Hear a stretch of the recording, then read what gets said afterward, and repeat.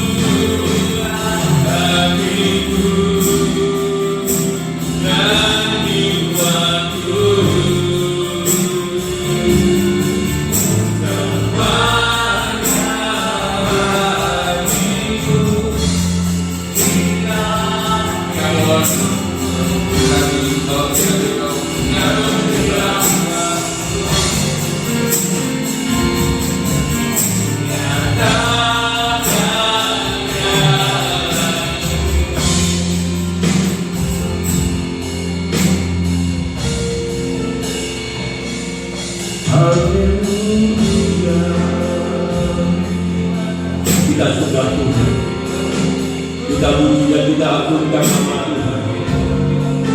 Allah kita adalah Allah yang dahsyat, Allah yang luar biasa. Sembah Tuhan, haleluya, haleluya.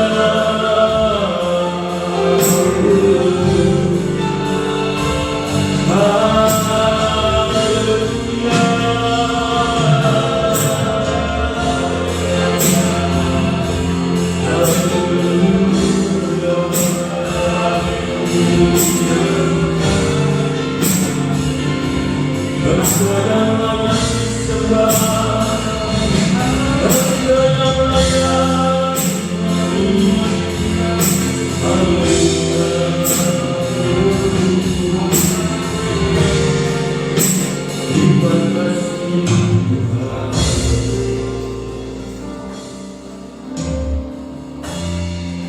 Bapa di dalam surga, Tuhan kami Yesus Kristus, Allah yang layak kami sembah dan Allah yang layak kami puji.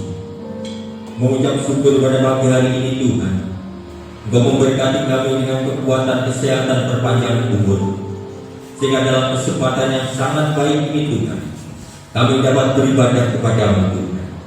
Untuk itu kami serahkan seluruh kehidupan kami dalam tangan kuasa-Mu. Sebelum kami lebih jauh beribadah kepada-Mu, suci kuduskan hidup kami, ampuni segala dosa dan kesalahan kami ya Bapa, sehingga pada kami dapat berkenan di hadapan Tuhan. Kami serahkan Tuhan segenap kehidupan kami pada pagi hari dalam tangan kuasa-Mu. Berikan kami hati yang benar-benar Tuhan ingin meninggikan nama-Mu, ingin memuji dan menyembah nama-Mu Tuhan, sehingga di saat kami memuji dan menyembah nama-Mu, kuasa-Mu hadir di tengah-tengah ibadah kami. Terpujilah nama-Mu Tuhan, terima kasih. Kami serahkan Tuhan seluruh pelayan-pelayan-Mu yang melayani di dalam ibadah ini. Kami serahkan pemain musik, kami serahkan pemimpin pujian, singer, petugas LCD, kami serahkan penerima tamu, kami serahkan pendoa-pendoa syafaat, dan bahkan hamba-Mu yang akan menyampaikan kebenaran firman-Mu. Kiranya Kau suri kuduskan Tuhan, sehingga pelayanan kami berkenan di hadapan-Mu Tuhan. Terima kasih, terpujilah nama-Mu Tuhan, terima kasih. Kami serahkan seluruh sidang Jumat-Mu Tuhan, mereka yang hadir pada pagi hari ini. Kiranya Kau juga menyucikan, menguduskan Tuhan, sehingga ibadahnya benar-benar berkenan di hadapan-Mu. Untuk seluruh sidang Jumat-Mu saat ini yang belum hadir di tempat ini, mereka yang masih ada di tengah perjalanan, kiranya Kau pimpin mereka sertai sampai tiba di tempat ini dengan selamat. Mereka yang masih ada di rumah, oh Tuhan, kiranya Kau jamah hatinya, berikan hati yang rindu akan Kau, sehingga mereka memutuskan untuk datang beribadah kepada-Mu Tuhan. Terpujilah nama-Mu Tuhan, terima kasih. Kami berdoa untuk Bapak Pendeta Cornelius yang saat ini ikut melayani di gereja Babatan, sertai dan berkati Tuhan, seperti Kau memberkati kami pada pagi hari ini Tuhan. Juga kami serahkan seluruh gereja-gereja-Mu yang ada di Mojokerto ini, mereka yang bisa berada beribadah bersama-sama dengan kami. Kiranya Kau juga menyertai dan memberkati. Tuhan, kami serahkan ibadahnya sepenuhnya dalam tangan kuasa-Mu. Biarlah hadirat-Mu hadir di tengah-tengah kami Tuhan, ikat secara surga pada pagi hari ini Tuhan, sehingga ibadah kami Tuhan benar-benar menjadi satu perayaan yang sangat luar biasa pada pagi hari ini. Terima kasih Tuhan. Segala kuasa roh jahat, roh setan yang ingin gabung pada kami serahkan bersama sidang jemaat-Mu di dalam nama Yesus. Usirkan mereka keluar dari tempat ini. Terima kasih, terpujilah nama-Mu Tuhan. Terima kasih. Di dalam nama Tuhan Yesus Kristus kami serahkan dan kami buka ibadah pada pagi hari ini. Haleluya. Amin.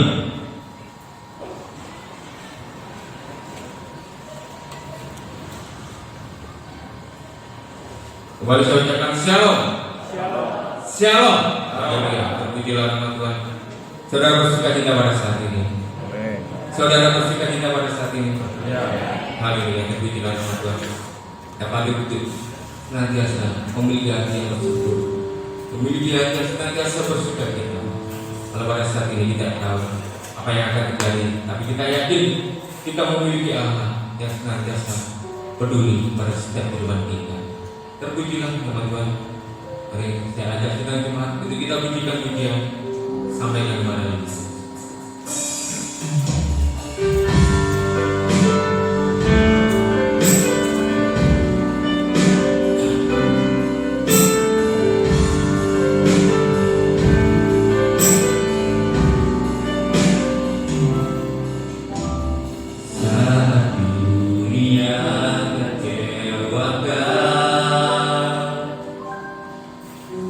Dan tak ada satupun yang peduli.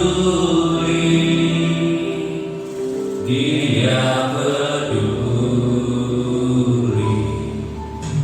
saat dunia menyakitkan,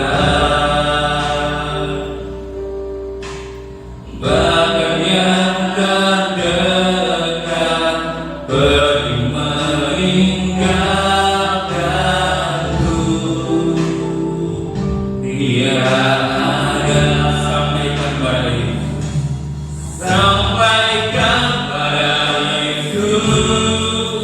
dalam hidupmu.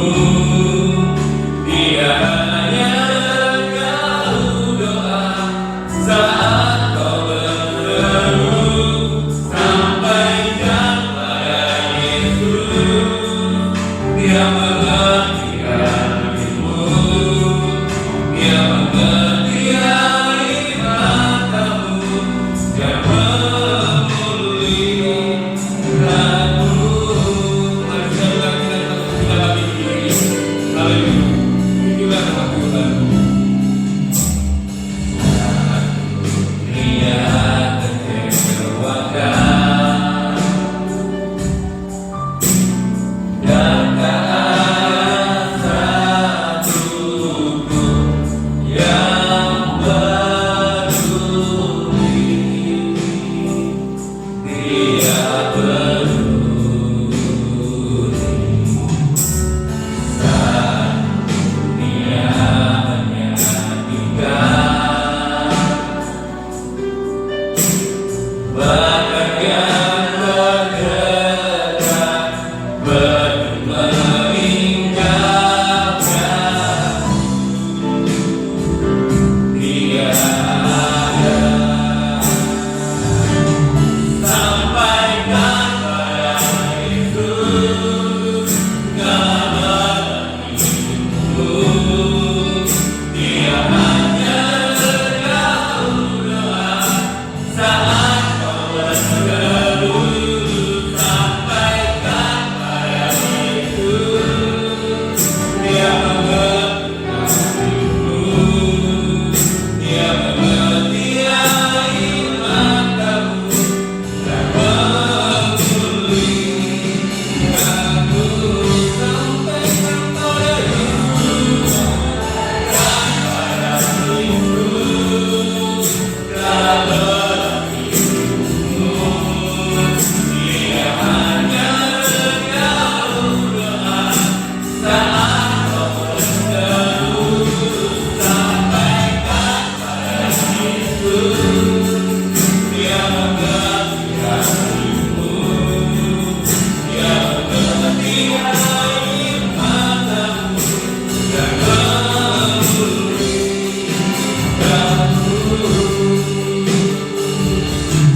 Sampaikan pada Yesus, pada Yesus dalam hidupmu. Dia hanya engkau doa saat kau berteduh. Sampaikan pada Yesus, Dia mengerti hatimu. Dia mengerti air matamu dan memulihkanmu. Sampaikan pada Yesus segala hidupmu. Dia hanya engkau doa saat kau berteduh. Sampaikan pada Yesus, Dia mengerti hatimu. Dia mengerti air matamu. Dia memulihkanmu. Sampaikan pada Yesus dalam hidupmu. Dia hanya engkau doa saat kau bersampaikan pada Yesus. Dia mengerti hatimu.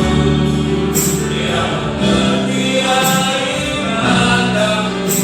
Dia memulihkanmu.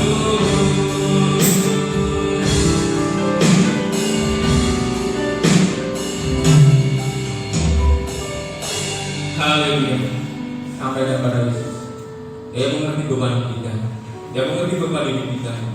Dan Dia senantiasa mengerti akan hati kita. Dia bukan Allah yang jauh, tapi Dia Allah yang dekat, sedekat doa-doa kita. Mari kita puji kebesaran Tuhan, kebaikan Tuhan dengan pujian. Dia layak dipuji dan disembah. Layak dipuji, disembah. Kaulah yang bertata dulu, sekarang, dan selamanya.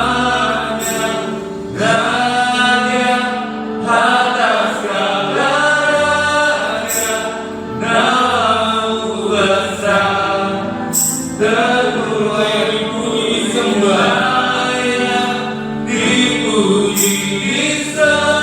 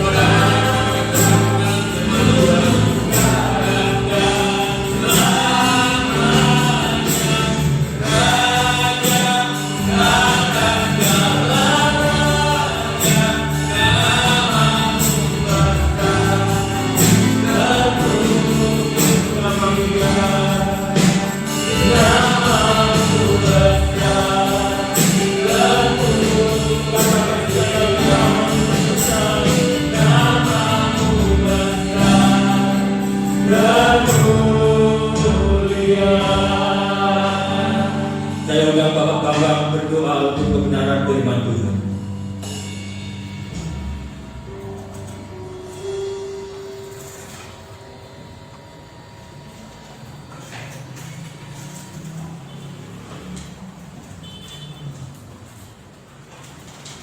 Haleluya.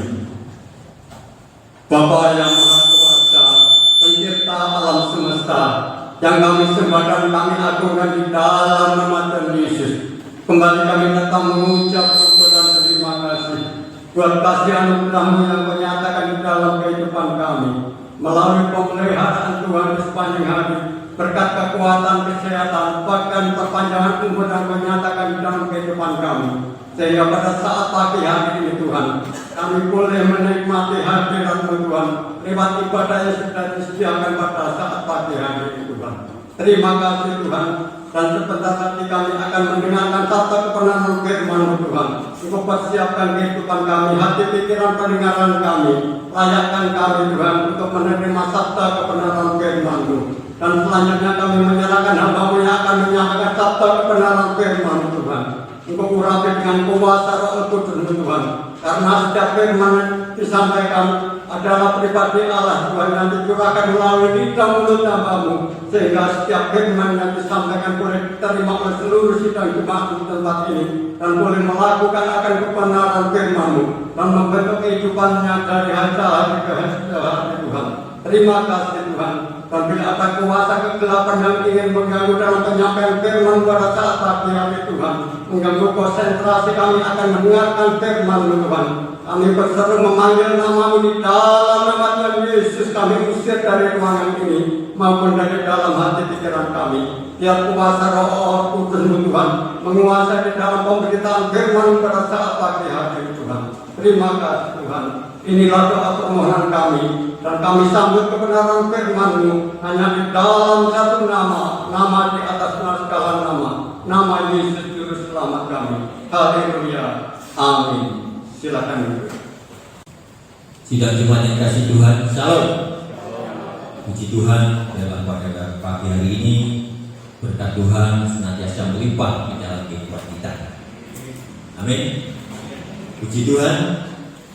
Langsung saja kita akan terus mendengarkan firman Tuhan, dan hidup kita harus diisi sepenuh-penuhnya dengan firman Tuhan, karena firman Tuhan saja yang dapat mengatasi segala perkara dalam dunia saat ini.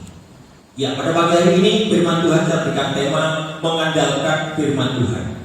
Kita baca di dalam Matius 4 ayat 4.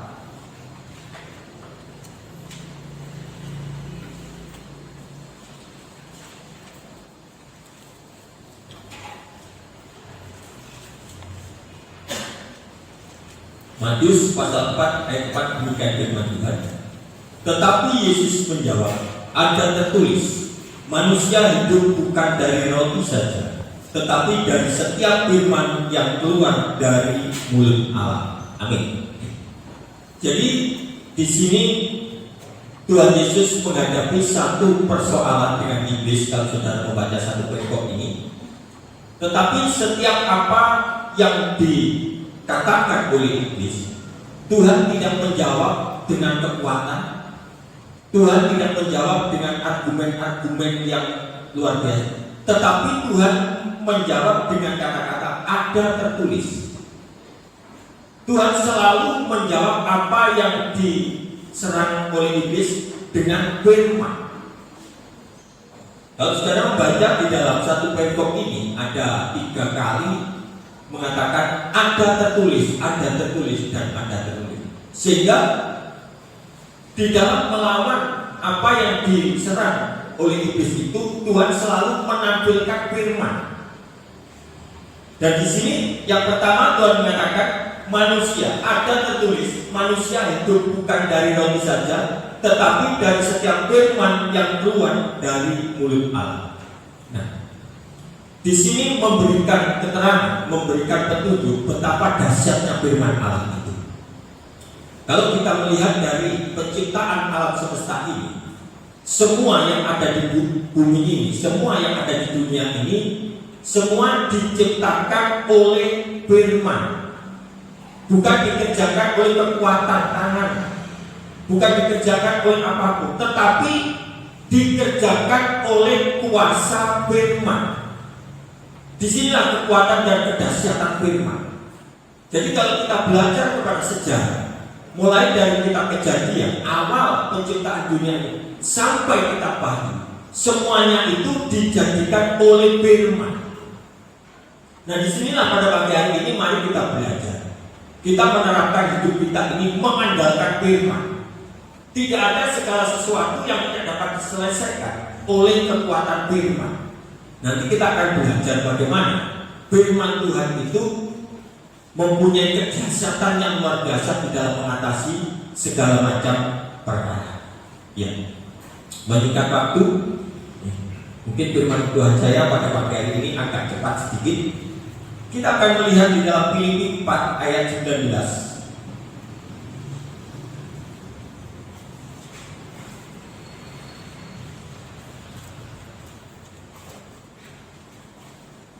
Filipi 4 ayat 19.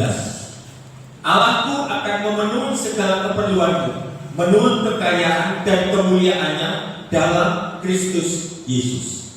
Inilah yang dijanjikan untuk hidup kita di dunia ini. Dari kekuatan firman Allah inilah maka Allah mengatakan, Allahku akan memenuhi segala keperluanmu, bukan sebagian, tetapi segala. Itu menunjukkan semua keperluan kita itu akan dipenuhi oleh Allah menurut kekayaan dan kemuliaannya. Nah, kalau Allah sudah menjamin memenuhi segala keperluan kita menurut kekayaan dan kemuliaannya, kita tahu seberapa besar kekayaannya Tuhan. Tidak ada seorang pun yang dapat mengukur. Tidak ada seorang ilmuwan pun yang hebat di dunia ini yang bisa mengaudit kekayaannya Allah. Nah, inilah yang dijaminkan kepada orang-orang yang percaya kepada Tuhan Yesus. Maka dengan demikian kita tidak perlu khawatir. Tetapi jangan keliru. Di dalam jaminannya Allah untuk memenuhi segala keperluan kita ini, tujuannya untuk kemuliaannya. Jadi bukan untuk kebanggaan kita pribadi, bukan untuk kesombongan kita pribadi, bukan untuk menunjukkan kejayaan kita pribadi, supaya manusia itu mempunyai pengaruh, mempunyai kekuasaan, tetapi diberikan keperluan, segala keperluan menurut kekayaannya itu untuk kemuliaannya Tuhan. Jadi apapun yang ada di dalam kehidupan kita, apapun yang kita punyai di dalam hidup kita, tujuannya untuk memuliakan Tuhan. Sehingga seringkali sudah menjadi tren di dalam kehidupan orang Kristen, diberkati untuk menjadi berkat. Nah, apakah itu hanya sekedar jargon atau benar-benar terjadi? Tetapi kalau memang itu benar-benar terjadi, itulah tujuannya Allah, memenuhi segala keperluan kita ini menurut kekayaannya. Sebab tidak banyak orang kaya yang tidak menjadi berkat untuk kemuliaan Tuhan, tetapi justru orang-orang yang biasa bisa membawa kemuliaan Tuhan dengan apa yang ada di dalam kehidupannya. Nah, mari pada pagi hari ini kita tidak mengedepankan hidup kita, menunjukkan kekuatan kita, menunjukkan kekuasaan kita, tetapi apa yang ada di dalam hidup kita itu, kita untuk memuliakan nama Tuhan. Dengan kata lain tadi, yaitu kalau kita diberkati Tuhan untuk menjadi berkat bagi sesama manusia. Itu yang harus terjadi di dalam hidup kita. Tetapi hal itu tidak mudah. Sebab apa yang sudah ada di dalam hidup kita itu sulit untuk keluar. Itu sebabnya di dalam Amsal dikatakan ada 3 hal sifat manusia, yaitu milikku, milikku, dan milikku. Jadi tidak ada milikku, milikmu, tidak. Milikku, milikku, dan milikku. Itulah yang terjadi. Tetapi biarlah pada pagi hari ini kita belajar bagaimana kita dapat memuliakan nama Tuhan dengan apa yang ada di dalam hidup kita. Ya, seringkali kedasatan, kekuatan firman itu diragukan oleh manusia, sehingga manusia itu berusaha dengan kekuatannya sendiri, berusaha dengan caranya sendiri, dan kalau sudah berhasil mengatakan bahwa karena aku mulut, karena aku pandai, karena aku bisa, karena aku kuat, dan mengesampingkan firman itu. Ya. Kita baca di dalam Yeremia 17.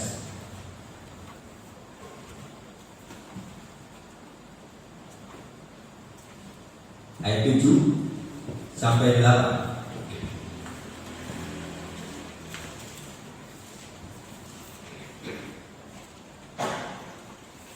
Yeremia 17 ayat 7 sampai 8, demikian firman Tuhan. Diberkatilah orang yang mengandalkan Tuhan. Sekali lagi saya baca. Diberkatilah orang yang mengandalkan Tuhan, yang menaruh harapannya pada Tuhan. Ia seperti pohon yang ditanam di tepi air, yang merambatkan akar-akarnya ke tepi batang air, dan yang tidak mengalami datangnya panas terik, yang daunnya tetap hijau, yang tidak khawatir dalam tahun kering, dan yang tidak berhenti menghasilkan buah. Jadi inilah keadaan orang yang mengandalkan Tuhan. Nah, kalau saat ini kita tidak bergaul seperti murid-murid dahulu bergaul dengan Tuhan.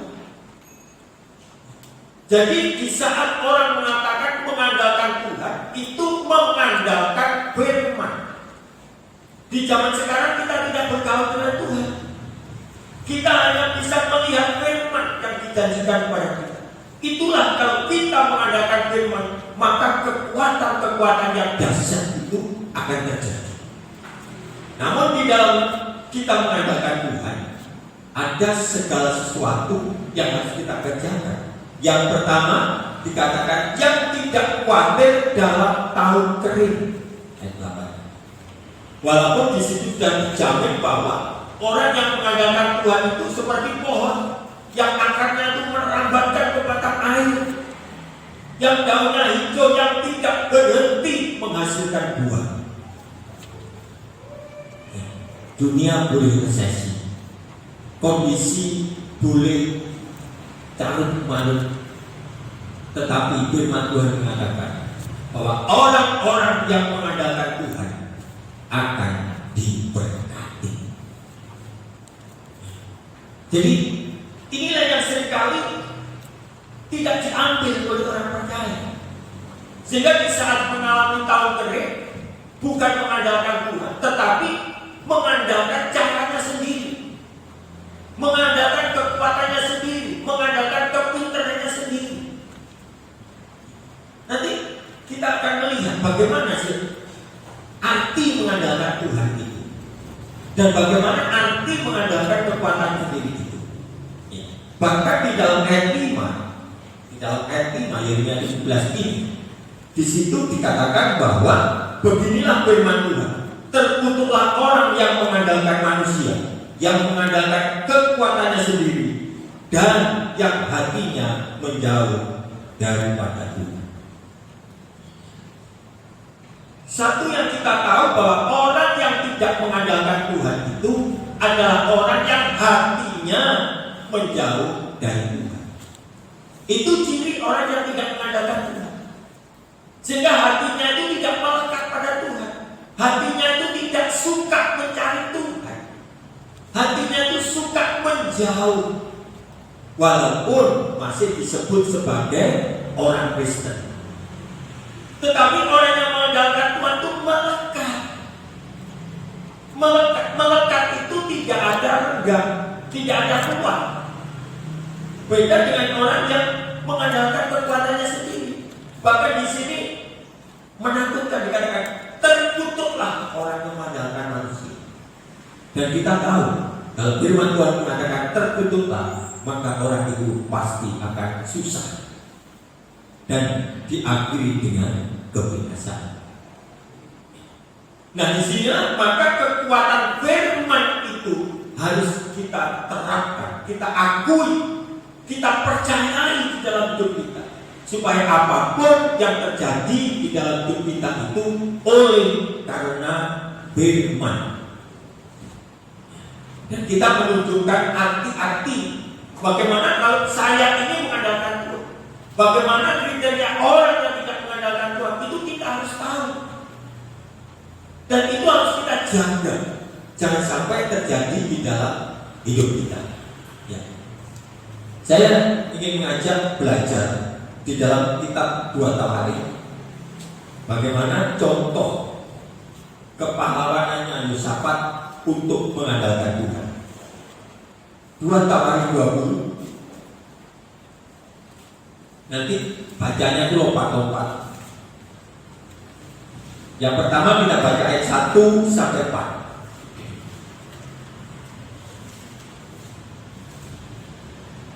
Kita nanti akan melihat kedahsyatan firman itu seperti apa.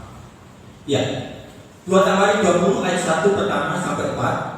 Setelah itu Bani Moab dan Bani Ammon datang berperang melawan Yosafat bersama-sama sepasukan orang Meuni. Datanglah orang memberitahukan Yosafat, suatu laskar yang besar datang dari seberang laut Asin dari Edom menyerang tuanku. Sekarang mereka di Hazezon Tamar, yakni Engedi. Yosafat menjadi takut lalu mengambil keputusan untuk mencari Tuhan. Ia menyerukan kepada seluruh Yehuda supaya berpuasa, dan Yehuda berkumpul untuk meminta pertolongan daripada Tuhan. Mereka datang dari semua kota di Yehuda untuk mencari Tuhan. 13 sampai 17. Kita baca semua dan saya jelaskan. 13 sampai 17. Sementara itu seluruh Yehuda berdiri di hadapan Tuhan, juga segenap keluarga mereka dengan istri dan anak-anak mereka. Lalu Yasiel bin Sakaria bin Benaya bin Matanya, seorang Lewi dari Bani Asaf, dihinggapi roh Tuhan di tengah-tengah jemaat dan berseru, camkanlah, hai seluruh Yehuda dan penduduk Yerusalem dan tuanku Raja Yosafat, beginilah firman Tuhan kepadamu, janganlah kamu takut dan terkejut karena laskar yang besar ini. Sebab bukan kamu yang berperang, bukan kamu yang akan berperang melawan Allah. Besok haruslah kamu turun menyerang mereka. Mereka akan mendaki pendakian Sis, dan kamu akan mendapati mereka di ujung lembah, di muka padang gurun Yeruel. 17. Dalam peperangan ini tidak usah kamu bertempur. Hei Yehuda dan Yerusalem, tinggallah berdiri di tempatmu dan lihatlah bagaimana Tuhan memberikan kemenangan kepadamu. Janganlah kamu takut dan terkejut, majulah besok menghadap mereka. Tuhan akan menyertai kamu. Selesaikan 21 sampai 25. Setelah ia berunding dengan rakyat, ia mengangkat orang-orang yang akan menyanyi nyanyian untuk Tuhan dan memuji Tuhan dalam pakaian kudus yang semarak pada waktu mereka keluar di muka orang-orang bersenjata, sambil berkata, nyanyikanlah nyanyian syukur bagi Tuhan, bahwasanya untuk selama-lamanya kasih setianya. Ketika mereka mulai bersorak-sorai dan menyanyikan nyanyian pujian, dibuat-buatlah penghadangan terhadap Bani Ammon dan Moab dan orang-orang dari pegunungan Seir yang hendak menyerang Yehuda sehingga mereka terpukul kalah. Lalu Bani Ammon dan Moab berdiri menentang penduduk pegunungan Seir hendak menumpas dan memunahkan mereka. Segera sesudah mereka membiasakan penduduk Seir, mereka saling bunuh-membunuh. Ketika orang Yehuda tiba di tempat peninjauan di padang gurun, mereka menengok ke tempat laskar itu. Tampaklah semua telah menjadi bangkai berhantaran di tanah, tidak ada yang terluput. Lalu Yosafat dan orang-orangnya turun untuk menjarah barang-barang mereka. Mereka menemukan banyak ternak, harta milik, pakaian dan barang-barang berharga yang mereka rampas itu lebih banyak daripada yang dapat dibawa. 3 hari lamanya mereka menjarah barang-barang itu karena begitu banyaknya. Ya, amin. Satu peperangan yang sangat menakutkan bagi tokoh kepahlawanan yang Yosafat. Dikatakan tadi laskar yang besar. Yosafat bukan orang yang licik. Yosafat bukan orang yang penakut. Tetapi laskar itu tidak sebanding dengan kekuatannya Yosafat, sehingga Yosafat pada awalnya menjadi takut. Nah, di dalam ketakutannya Yosafat tidak berusaha dengan caranya sendiri. Ya. Tadi kita baca di dalam ayat 1 sampai 4, Yosafat berusaha memutuskan untuk mencari Tuhan. Nah, di dalam mencari Tuhan, maka Yosafat menyuruhkan seluruh penduduk negeri harus berpuasa. Itu yang dilakukan Yosafat. Yosafat tidak menyediakan alat perang. Yosafat tidak menyediakan pasukan yang luar biasa. Tidak. Tetapi yang dilakukan Yosafat mencari Tuhan dan menyerukan seluruh penduduk untuk berpuasa. Nah, singkat cerita, di saat Yosafat akan menghadapi peperangan, maka yang dipersiapkan Yosafat bukan pasukan perang yang gagah perkasa, tetapi yang seperti kita baca tadi ayat 13 sampai 17, justru Yosafat mempersiapkan tim puji-pujian. Aneh. Berangkat perang yang dibawa tim puji-pujian. Nah, maka Yosafat mempersiapkan tim puji-pujian untuk memuji Tuhan. Dikatakan bahwa kasih setianya sampai tetap untuk selama-lamanya. Nah, di saat pasukan puji-pujian itu menyanyikan, menyerukan puji-pujiannya, maka dibuatlah oleh Tuhan penghadangan, sehingga tentara Bani Amon dan Moab tadi itu berperang sendiri, tukaran diri. Jadi pasukannya Yosafat gak perlu berperang. Tadi dikatakan oleh firman Tuhan, kamu tidak usah berperang, biar Tuhan sendiri yang berperang, kamu diam saja. Masa orang perang itu diam saja? Sehingga di saat puji-pujian itu dinyanyikan, disorak-sorekan, maka dibuatlah Tuhan penghadangan. Dan singkat cerita, maka orang-orang Bani Amon dan Bani Moab ini bertempur sendiri, sehingga semuanya tadi dikatakan telah menjadi bangkai yang berhatta. Tidak ada satupun yang hidup. Dan ini membuktikan tadi apa yang dikatakan oleh Tuhan, kamu tidak usah berperang, Allah sendiri yang akan berperang. Nah, inilah kekuatan firman. Jadi Allah sendiri yang akan berperang. Tetapi justru apa yang dikerjakan oleh Yosafat? Mempersiapkan orang-orang tim untuk memuliakan Tuhan. Dan itulah yang apa yang dikatakan di dalam kitab Filipi 4 ayat 19 tadi, bahwa apapun yang terjadi di dalam kehidupanmu harus dapat membawa kemuliaan bagi nama Tuhan. Dan kalau itu terjadi, maka kedahsyatan itu akan terjadi, mujizat itu akan terjadi. Pasukan yang gagah perkasa yang sangat besar, semuanya menjadi bangkai. Sehingga seluruh rakyat yang dipimpin Yosafat mengambil jalan. Zaman dahulu jalan rampasan itu merupakan berkat. Jalan perang rampasan itu bukan merampok, bukan. Zaman dahulu aturan perangnya seperti itu. Jadi merupakan berkat. Diambil 3 hari nggak selesai, nggak bisa bawa. Kepingin bawa 100 hanya bisa bawa 10, nggak selesai. Kalau sudah banyak sih, saking banyaknya berkat yang disediakan oleh Tuhan, kemenangan yang dikerjakan oleh kekuatan firman. Dan inilah yang harus kita teladani.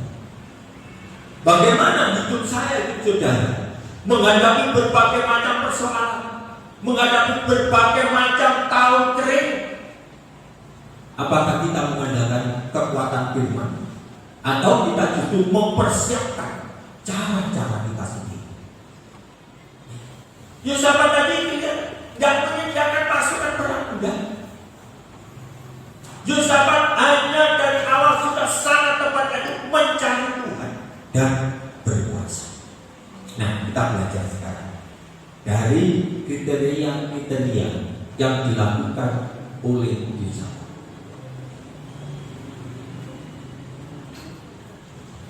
Jadi untuk menyingkat waktu ini saya singkat sedikit. Nah, kita belajar apa arti mencari Tuhan. Kita baca di dalam Keluaran 33. Ini yang dilakukan oleh Yosafat tadi. Keluaran 33 ayat 5 sampai 7. Yosafat mengambil keputusan untuk mencari Tuhan di dalam kondisi ketakutan, di dalam kondisi yang sangat membahayakan.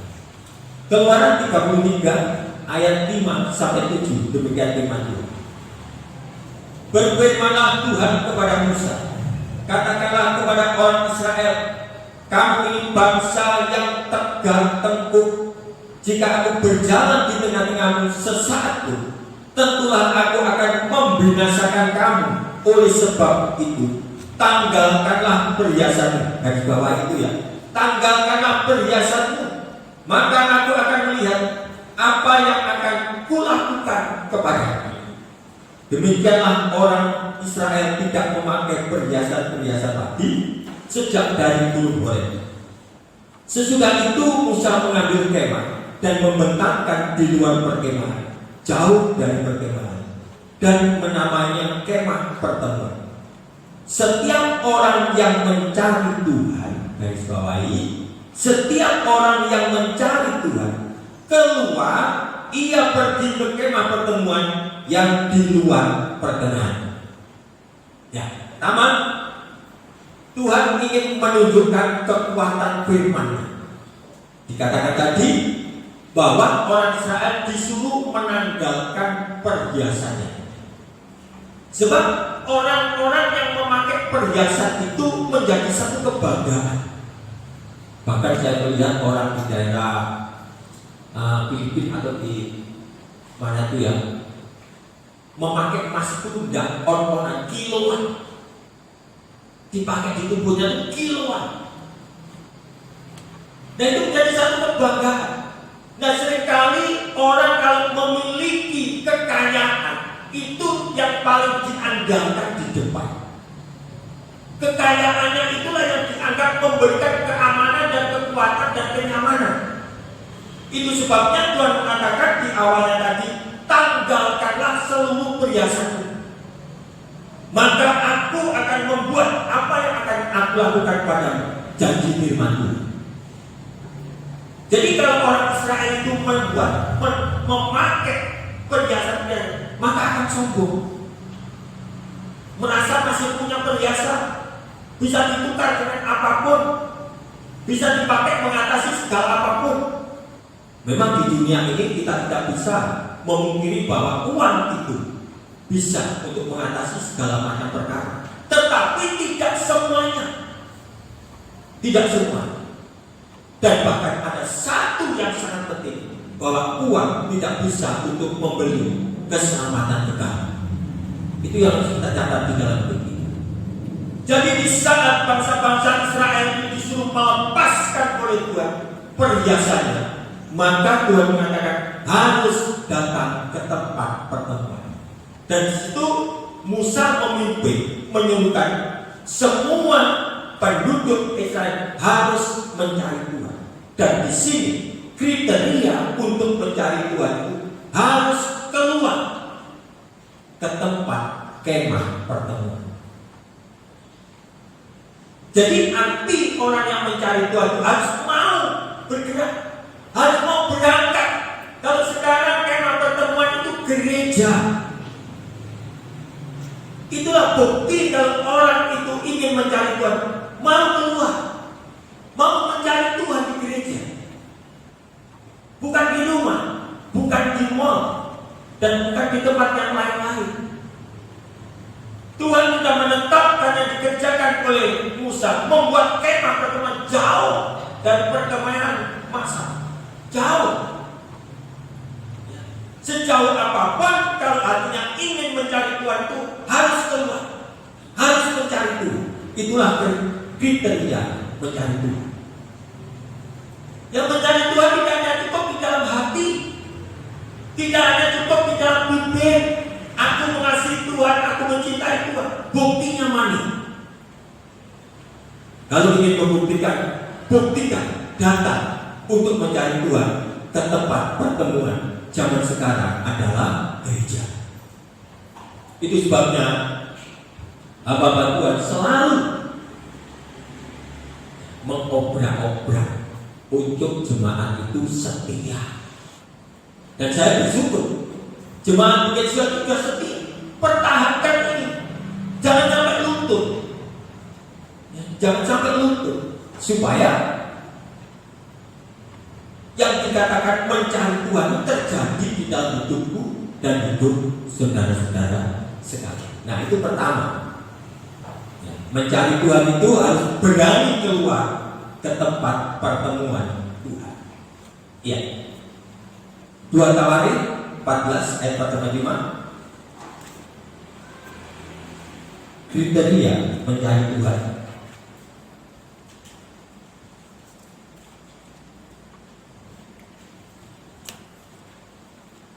2 Tawarik 14 ayat 4-5. Ia memerintahkan orang Yehuda supaya mereka mencari Tuhan Allah nenek moyang mereka dan mematuhi hukum dan perintah. Ia menjauhkan bukit-bukit pengorbanan dan pertumpahan-pertumpahan dan segala kota di Yehuda, dan kerajaan pun aman di bawah pemerintah. Bahwa orang yang mencari Tuhan ditutup di dalam ayat 5, kerajaannya aman untuk selama-lamanya. Dan di sini kriteria mencari Tuhan itu mematuhi hukum dan perintah Tuhan. Kalau ada seorang mengatakan aku senantiasa mencari Tuhan, tetapi masih melanggar firman, melanggar hukum, melanggar perintah, itu bukan orang yang mencari Tuhan. Orang yang mencari Tuhan itu hidupnya selalu mematuhi hukum dan perintah Tuhan, patuh taat. Itulah orang yang mencari Tuhan. Dan di sisi lain dalam ayat 5, menjauhkan bukit-bukit pengorbanan, menjauhkan perbuatan-perbuatan dosa, menjauhkan apa yang dikatakan dosa di dalam tubuh, perhambaan-perhambaan dosa, semua harus disingkirkan, dijauhkan. Itulah kriteria orang mencari Tuhan. Jadi bukan hanya di dalam lidahnya saja, di dalam bibirnya saja, tetapi harus dibuktikan secara nyata. Apa arti mencari Tuhan itu? Sebab orang-orang yang mencari Tuhan seperti kepahlawanan Yosafat tadi, luar biasa, dahsyat hasil. Ya. Sebab tadi dikatakan, kan diam saja. Tuhan sendiri yang akan berperang. Tuhan sendiri yang akan berbuat untuk kamu. Dan Tuhan sendiri akan memenuhi segala keperluanmu menurut kekayaan guna untuk kemuliaan. Inilah janji kekuatan firman yang seringkali memang kurang dipakai oleh orang-orang percaya. Tetapi biarlah pada pagi hari ini kekuatan firman ini kita andalkan di dalam hidup kita, maka hidup kita akan selamat bahkan di dunia sampai di alam kekal. Iya, ayat yang terakhir Mazmur 22 ayat 27. Kriteria orang yang mencari Tuhan.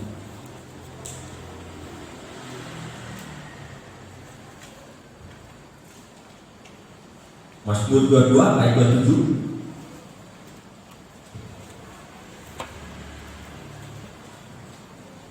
Orang yang rendah hati akan makan dan kenyang.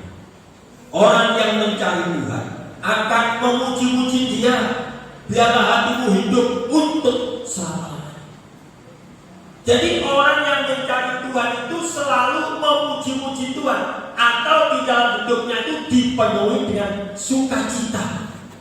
Tidak peduli saat ini zaman situasi masa kering, tidak peduli saat ini zaman sulit, tetapi karena Tuhan itu ada di dalam hidupnya, karena firman itu menguasai hidupnya, maka di dalam hidupnya selalu ada sukacita, selalu ada puji-pujian. Itu sebabnya Yosafat tadi di dalam berperang tidak menyediakan pasukan yang gagah berani, tetapi yang disediakan oleh Yosafat adalah tim puji-pujian untuk memuji kebesaran Tuhan. Nah, maka di dalam hidup kita, mari di dalam kita mencari Tuhan, kita penuhi apa arti mencari Tuhan. Yang pertama tadi, berani datang ke tempat pertemuan di saat kita beribadah. Dan yang kedua, orang yang mencari Tuhan adalah orang yang taat dan patuh pada hukum dan perintah. Dan yang ketiga, orang yang mencari Tuhan, orang yang tidak pernah khawatir, orang yang selalu bersukacita, yang di dalam hidupnya selalu ingin memuji-muji Tuhan. Sebabnya kalau diajak memuji Tuhan, mari kita puji dengan sungguh. Kita tinggikan namanya, kita agungkan kebesaran, sehingga nama Tuhan dipermuliakan di seluruh dunia. Nah, inilah kedahsyatan kekuatan firman di dalam kehidupan manusia yang dijadikan berlimpah. Biarlah pada pagi hari ini kekuatan dan kedahsyatan Tuhan, kedahsyatan firman itu terjadi di dalam hidup kita untuk menjawab setiap persoalan-persoalan hidup kita. Amin. Tuhan Yesus memberkati. Kita akan memuji Tuhan dengan pujian Allah mengasihi.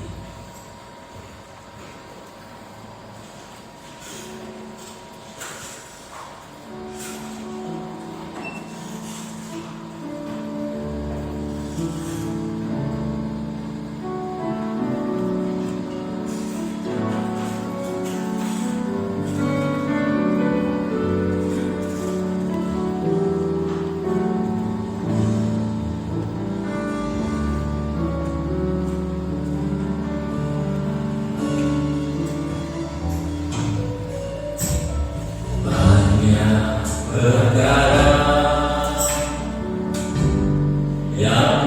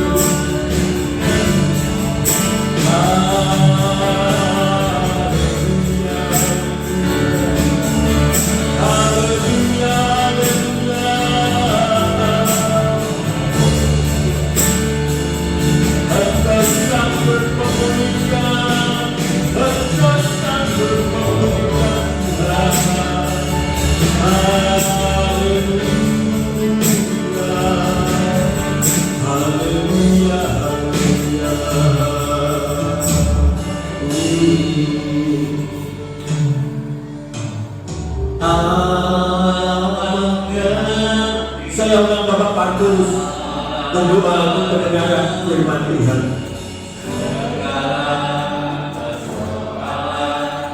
Yang kita hadapi tak akan pernah dibiarkannya untuk bergumul sendiri sama sekali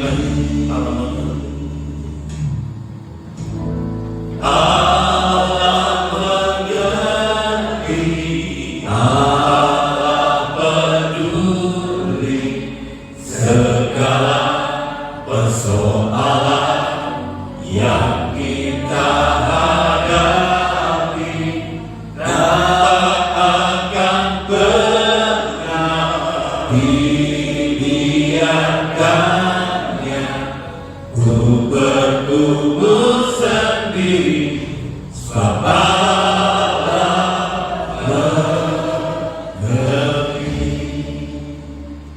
Adalah benar.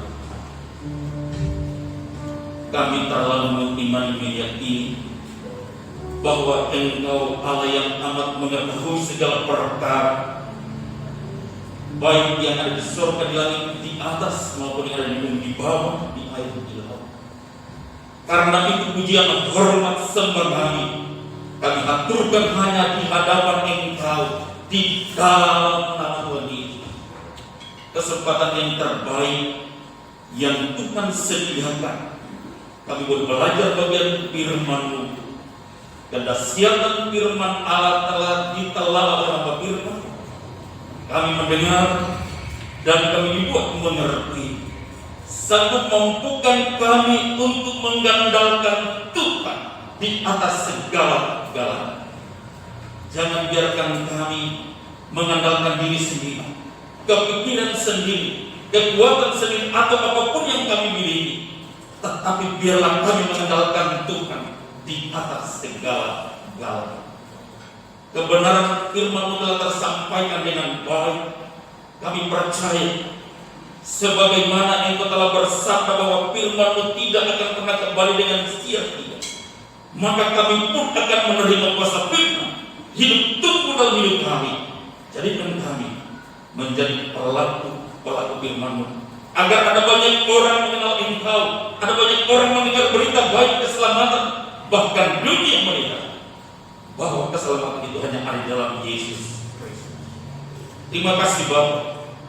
Hari ini kami berada dalam situasi dan kondisi yang sukar dan sulit menurut ukuran manusia.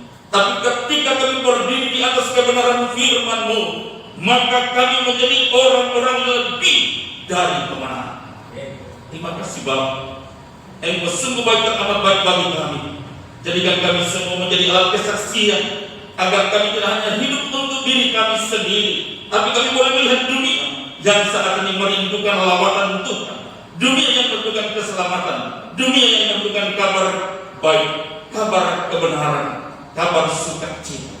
Dan kamilah orang-orang yang Engkau utus untuk keluar menyatakan, menyampaikan kabar baik. Itu diberkati Engkau firman dalam pelayanan berikut. Urapan Allah terjadi atas hamba-Mu, terbungkus dengan kuasa yang tidak terbatas. Berkati istri anak-anak, usaha pekerjaan yang dikerjakan, dan buatlah berhasil. Setiap kami yang mendengar, merespon, melakukan firman, kami percaya kami sekalian dibuat berhasil dalam segala hal. Ini jadi firman, kami sambut dengan ucapan syukur dalam nama Tuhan kami Yesus Kristus, firman kehidupan. Haleluya yang boleh katakan amin. Silakan juga semuanya. Dan waktu saya serahkan pada Bapak Sutrisno untuk menyampaikan warta gereja.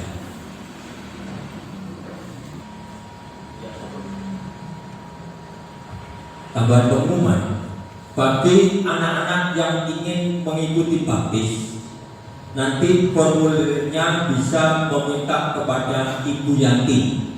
Sekali lagi, bagi anak-anak yang ingin mengikuti baptis, formulirnya minta kepada Ibu Yanti.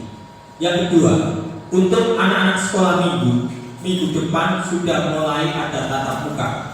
Nanti jamnya diumumkan lewat pengumuman di grup yang Pak Yanti. Itu nanti, jadi minggu depan sudah dipersiapkan, nanti mulai ada tatap muka ibadah anak-anak sekolah minggu jam 10, ya jam 9 ya. Nanti anak sekolah minggu jam 9. Jadi di sini ibadah kedua, di sana ibadah anak sekolah minggu. Ya, sedikit saya tentang Ibu Gembala Sakarias. Bagi yang ingin membesuk di kamar nomor 9, ya Ibu Sakarias nanti agak lama karena memang harus diobservasi. 1 minggu ini hanya mengalami observasi untuk menyelesaikan sedikit ada pengumbalan darah yang di rumah sering jatuh. Ya, di kepala itu diselesaikan dulu, baru minggu-minggu yang berikutnya nanti observasi dan tindakan yang lain-lainnya. Jadi agak lama. Jadi seperti Pak Kis tadi mohon cukup doa terus. Tetapi jangan Ibu Gembala saja yang didoakan. Doakan juga untuk Mbak Ujeng supaya sehat, kuat, nggak jenuh, ya, tetap teguh. Sebab Ibu Sakarias ini tidak mau ditinggalkan Mbak Ujeng. Seperti kalau istri saya mau ganti itu nggak bisa, harus ada Mbak Ujeng. Jadi ini yang bikin berat. Jadi itu doakan supaya Mbak Ujeng ini sehat, ya, sehat, kuat, dan nggak jenuh. Karena menunggu di rumah sakit itu berat. Ya, kita doakan semua sehingga nanti dapat berjalan dua-duanya, dapat kembali pulang sehat tanpa ada gangguan apapun. Tidak ada pengumuman yang lain. Saya sudah mau pamit berdiri. Kita akhiri ibadah pada pagi hari ini dengan pujian untuk Ayah Kes.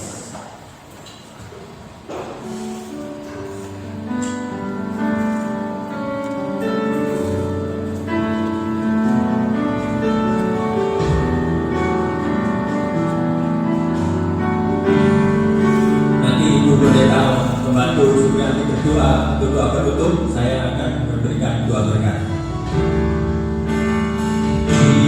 Kiranya Engkau memberkati aku berlimpah-limpah,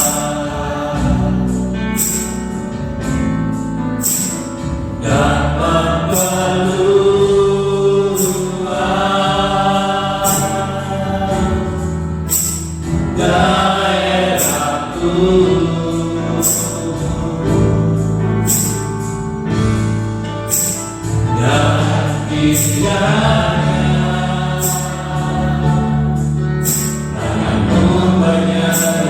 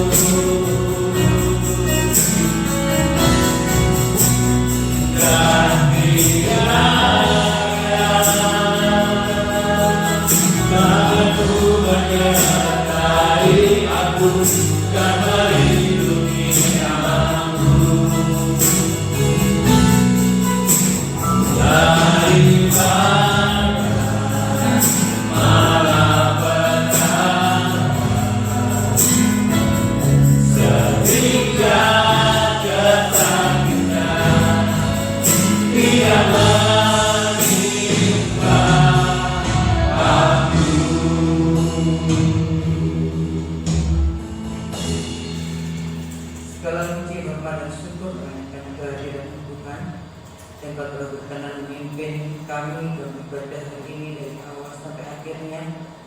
Kami sudah mendengarkan kebenaran firman hari ini.